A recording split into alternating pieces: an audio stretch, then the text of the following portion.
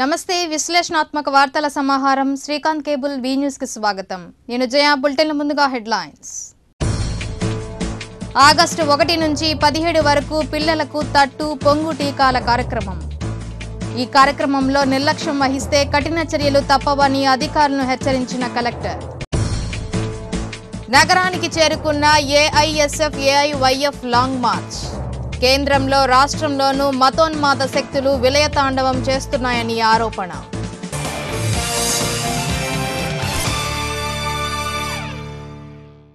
ఇక వివరాలకెళ్తే జిల్లాలో ఆగస్టు 1వ తేదీన అన్ని పాఠశాలల్లో ప్రాంతాల్లో తట్టు పొంగు టీకాలను పిల్లలకు వేసే కార్యక్రమాన్ని జయప్రదం చేయాలని జిల్లా కలెక్టర్ వి వినయచంద్ అన్నారు. కలెక్టర్ ఛాంబర్లో అధికారులతో నిర్వహించిన సమావేశంలో కలెక్టర్ మాట్లాడుతూ ఆగస్టు 1వ తేదీ నుంచి 17వ తేదీ వరకు ఈ కార్యక్రమాన్ని నిర్వహిస్తున్నామని తెలిపారు. జిల్లాలో మొత్తం 8,95,517 మంది పిల్లలున్నారని, తొలి దశలో పాఠశాలల్లోని 5,07,923 మంది పిల్లలకు టీకాలను వేయాలని నిర్ణయించినట్లు చెప్పారు. ఈ కార్యక్రమంలో నిర్లక్ష్యం వహిస్తే కఠిన చర్యలు తీసుకుంటామని హెచ్చరించారు. ఈ సమావేశంలో జేసీ నాగలక్ష్మి, జిల్లా వైద్య ఆరోగ్య శాఖ అధికారి యాస్మిన్, అదనపు వైద్య ఆరోగ్య శాఖ అధికారి పద్మావతి, రిమ్స్ డైరెక్టర్ వల్లీశ్వరి, సాంఘిక సంక్షేమ శాఖ DD Lakshmi Sudha, ICDS incharge PD లక్ష్మీదుర్గతో పాటు పలువురు పాల్గొన్నారు.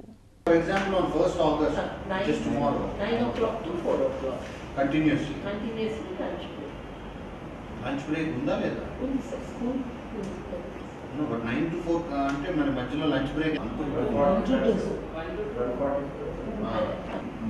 అంతేనా? అంటే నేను అందులో ఆశా అంగన్వాడీస్ అండ్ ఆయా ఇందులో ఇంజెక్షన్ ఎవరు చేస్తారు? మోస్ట్లీ ద బిగ్ స్కూల్స్ కి మేము ఏం చేసేవాళ్ళు సార్ మ్యాండేటరీ దేశాన్ని రక్షించుకుందాం, దేశాన్ని మార్చుకుందాం అనే నినాదంతో ఏఐఎస్ఎఫ్ ఏఐవైఎఫ్ లాంగ్ మార్చ్ కార్యక్రమానికి శ్రీకారం చుట్టింది.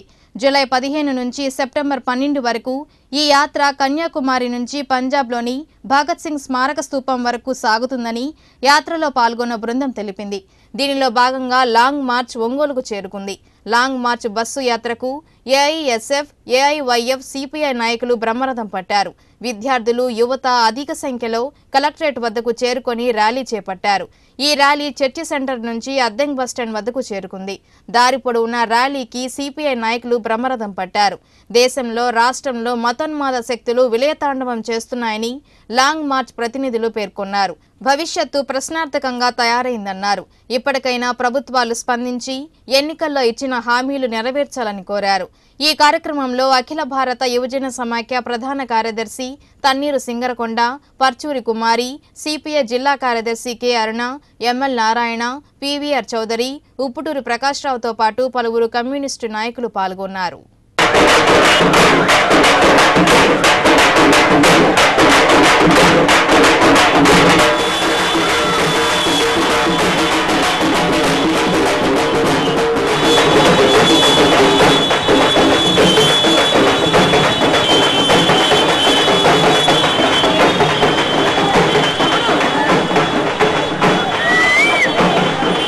On July 15 from Kanyakumari, we began our long march with this slogan, and we are going across the country with this slogan of Save India, Change India.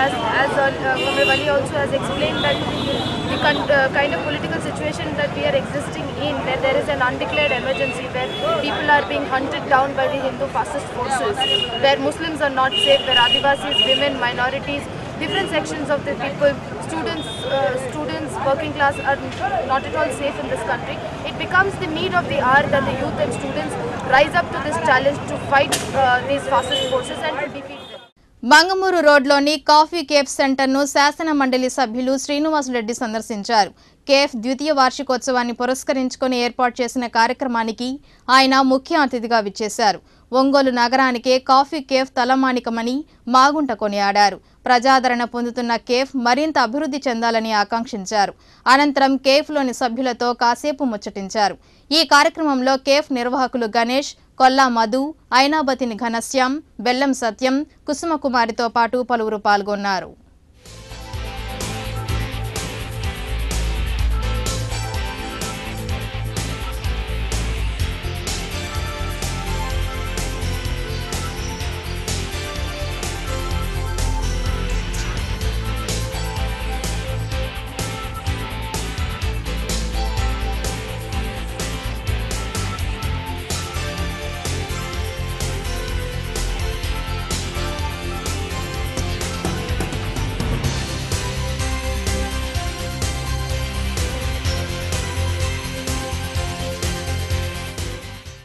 ఒక మంచి coffee shop, అంటే ఇవాళ వచ్చింది కాదు, third anniversary,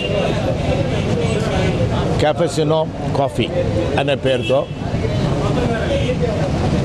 coffee seeds freshly grounded ఆ coffee సీడ్స్ని తీసి దాన్ని పౌడర్గా కూడా తయారు చేసి మంచి క్వాలిటీ సీడ్స్ తీసుకొచ్చిన తర్వాత ఆ పౌడర్ని డికాక్షన్ చేసి పాలు కలిపి ఇవన్నీ కూడా మెషిన్స్తో, ఇంపోర్టెడ్ మెషిన్స్, దాన్ని ఒక ప్రక్రియ తయారు చేయించి ఈ కెఫెసినో కాఫీ వాళ్ళు ఒంగోలులోనే ఒక ప్రత్యేకమైన కాఫీ సెంటర్గా కూడా తయారు చేసినందుకు వారిని ప్రత్యేకంగా అభినందిస్తూ, యూత్ ఎక్కువగా, ముఖ్యంగా కూడా యంగ్స్టర్స్ అనేది ఏజ్డ్ పీపుల్ కూడా ఎక్కువ మంది ఈ కాఫీని రోజు వచ్చి పొద్దున 6:30 నుంచి రాత్రి 9:30 వరకు వేలాది మంది వచ్చి ఈ కాఫీ సేవిస్తున్నారని అంటే ఒక ప్రత్యేకత ఉన్నది.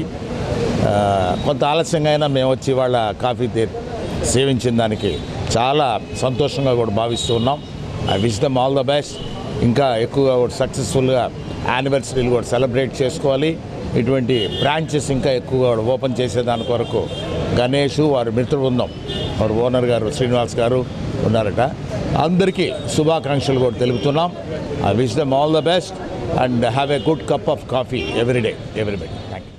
జామాయిల్ సుబాబుల్ రైతుల సమస్యలను పరిష్కరించాలని కోరుతూ రైతులు కలెక్టరేట్ వద్ద ధర్నా కార్యక్రమం నిర్వహించారు.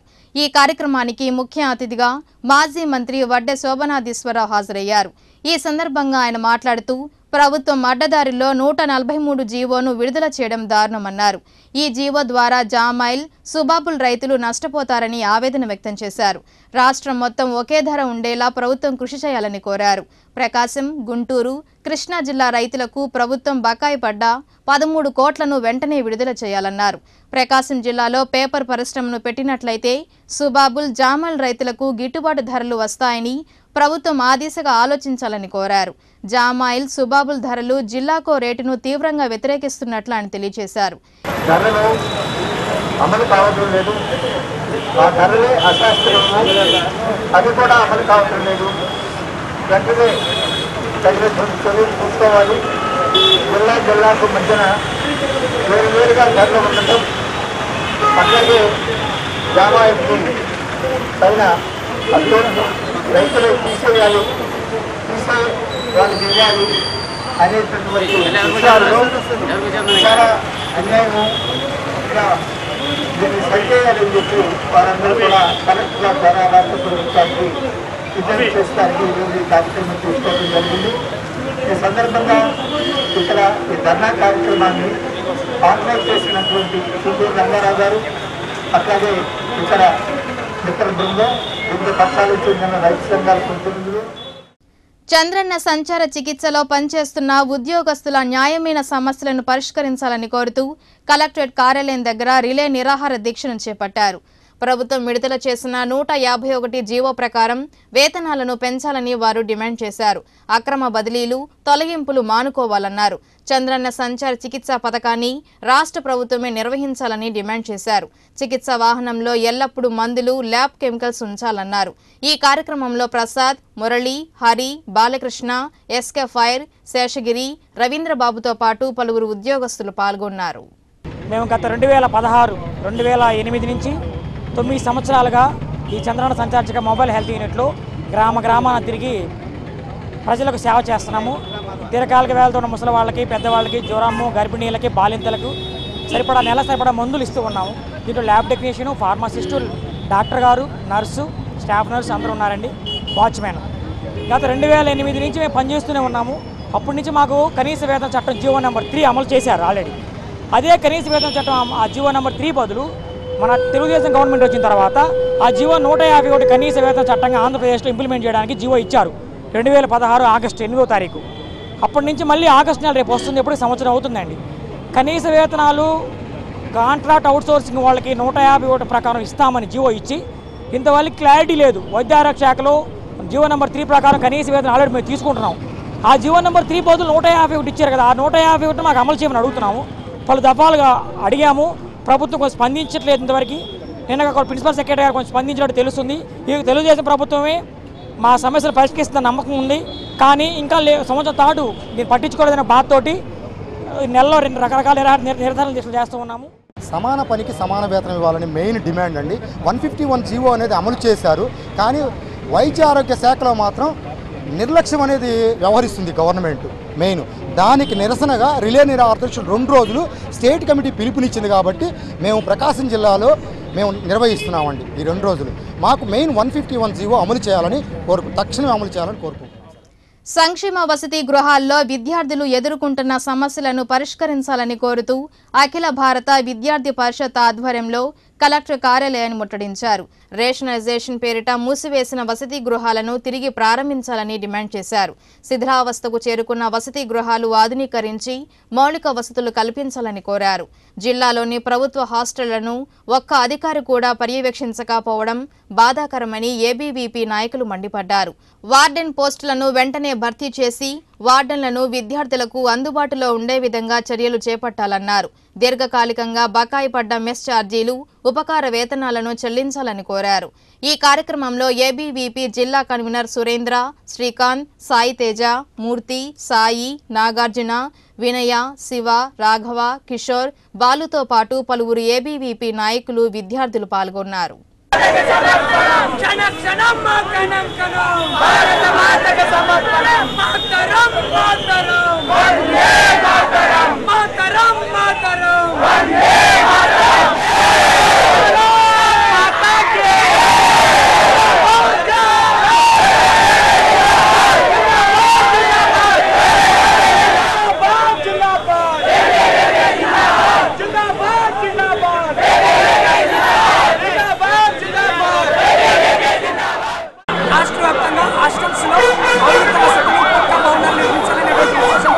ప్రతి జిల్లాలో హెడ్ క్వార్టర్లో ఉన్నటువంటి కలెక్టరేట్ ముట్టడి ఇచ్చడం జరిగింది. ఈ రోజున హాస్టల్స్లో కనీస వసతులు లేకుండా పాడుబడ్డ బంగాళాల్లో ఉన్నటువంటి ఈ యొక్క రాష్ట్ర ప్రభుత్వం ఏదైతే ఉందో విద్యార్థులకు ఎలాంటి మౌలిక వసతులు కల్పించకుండా పక్కా భవనాలు నిర్మించాలని చెప్పేసి ఈ రోజున రాష్ట్ర వ్యాప్తంగా ర్యాలీ నిర్వహించి కలెక్టరేట్ ముట్టడించడం జరిగింది.